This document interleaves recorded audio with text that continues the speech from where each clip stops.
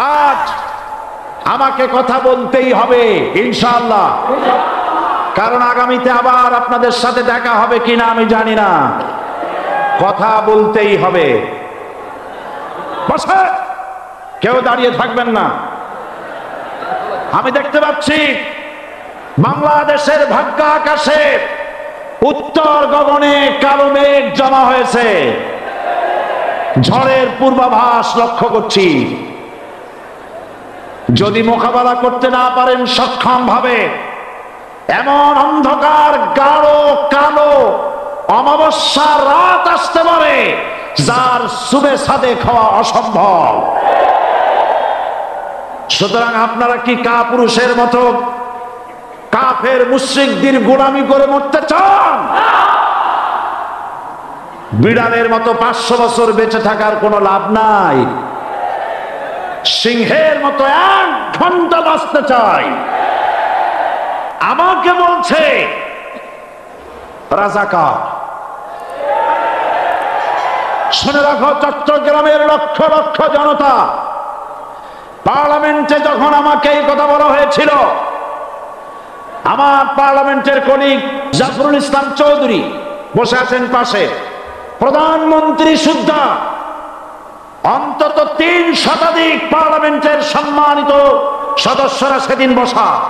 1997 সনের বাজেট বক্তৃতা যখন আমি করতেছিলাম, ডক্টর কুদরতে খোদা, নাম রাখছে কুদরতে খোদা, আসলে গজবে খোদা।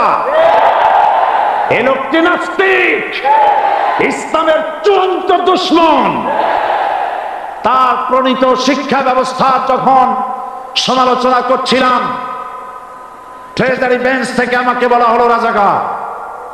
আমি আমার সমস্ত শক্তি একত্রিত করে বলেছিলাম, শুধুমাত্র হিন্দুস্তানের রাজাকারেরাই আমাকে রাজাকার বলতে পারে। আমি বলেছিলাম 1973 সন পর্যন্ত আমি বাংলাদেশের কোন রাজনৈতিক দলের নেতা এবং কর্মী ছিলাম না। আমি রাজাকার নই। আমাকে রাজাকার বলে যদি তাকেও প্রমাণ করতে না পারে, 10 কোটি টাকার মানহানি মামলা দায়ের করব। আমার এই বক্তব্য সারা দুনিয়া শুনেছে। পার্লামেন্টে আমার এই বক্তব্য রেকর্ড হয়ে আছে। সেদিন 3 শতাধিক পার্লামেন্ট মেম্বারের কেউ আমার চ্যালেঞ্জ গ্রহণ করেন নাই। যে কোনো ব্যক্তি পার্লামেন্টে গিয়ে আমার বক্তৃতা দেখে আসতে পারেন। এরপরে 1997 সনের 7ই অক্টোবর দৈনিক জনকণ্ঠ পত্রিকা যখন আমার বিরুদ্ধে লিখলো, সেই পত্রিকায় সাইদির ওপেন চ্যালেঞ্জ 8ম পাতা, 1997 7ই অক্টোবর, এত বড় 2 কলমে হেডিং। সেখানে আমি বলেছি, বাংলাদেশের সকল সাংবাদিক, গোয়েন্দা বিভাগ, বাংলাদেশের সকল বুদ্ধিজীবীকে আমি আমার পিরোজপুরে আমন্ত্রণ করছি। আমার উপস্থিতিতে যদি কেউ প্রমাণ করতে পারে বাংলাদেশের স্বাধীনতা যুদ্ধের বিরুদ্ধে আমার কোনো ভূমিকা ছিল, সজ্ঞানে স্বেচ্ছায় জাতীয় সংসদের সদস্য পদ থেকে পদত্যাগ করব। 3 বছর পার হয়ে গেছে, আজ পর্যন্ত কেউ এই চ্যালেঞ্জের মোকাবেলা করে নাই। সুতরাং আমাকে যারা রাজাকার বলবে, তারা পিতৃ পরিচয়হীন অবৈধ সন্তান। 1971 সনে, শোনো মুসলমানেরা, 1971 সনের কোন কাদা সাইদির গায়ে লাগে নাই। আমাকে রাজাকার বলে জনগণ থেকে বিচ্ছিন্ন করবা, জনগণ থেকে আমারে বিচ্ছিন্ন করা যাবে না। কারণ এই জনগণ আমার জন্য আসে না, এই জনগণ আসে আল্লাহর কোরআনের জন্য।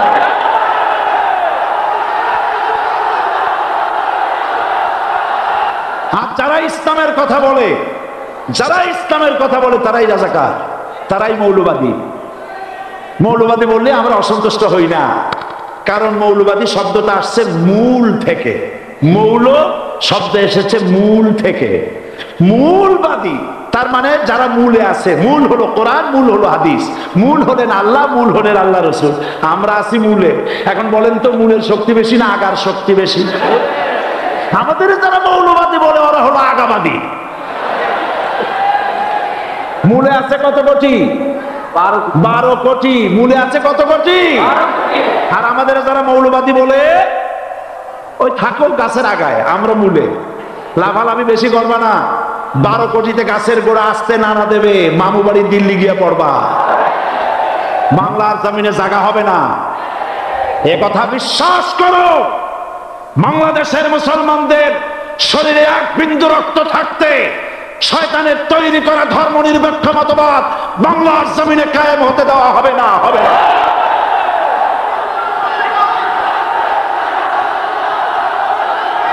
সুতরাং ভয় যতই পান আর যতই ষড়যন্ত্র করেন, 4 দল যখন একত্রিত হয়েছে, ঐক্যবদ্ধ থাকবে, সরকার ঐক্যবদ্ধভাবে গঠন হবে, নির্বাচন ঐক্যবদ্ধভাবে হবে এবং কোরআন হবে, আল কোরআনের পার্লামেন্ট হবে বাংলাদেশে।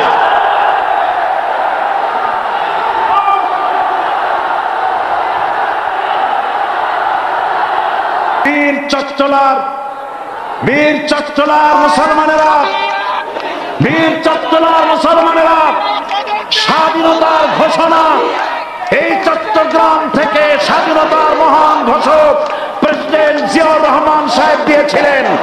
এই চট্টগ্রাম থেকেই ইসলামী রাষ্ট্রের ঘোষণা হবে।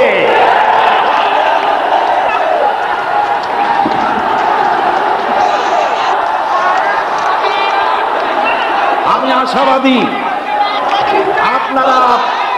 আপনারা অবশ্যই তা পারবেন। আমি 100% বিশ্বাস করি ইনশাআল্লাহ। কারণ যে ষড়যন্ত্রের মোকাবেলা করে স্থানীয় রাজনৈতিক দলের নেতৃবৃন্দ কোরআনের মাহফিল সিলায় এনেছেন, আমি প্রথম দিনই বলেছি চট্টগ্রাম তাফসীরুল কোরআন মাহফিল কোন রাজনৈতিক দলের প্রতিনিধিত্ব করে না। এটা কোন জামাত শিবিরের একক সম্পদ নয়, এটা চট্টগ্রামের মুসলমানদের কলিজার টুকরা তাফসীরের মাহফিল। সুতরাং এই মাহফিল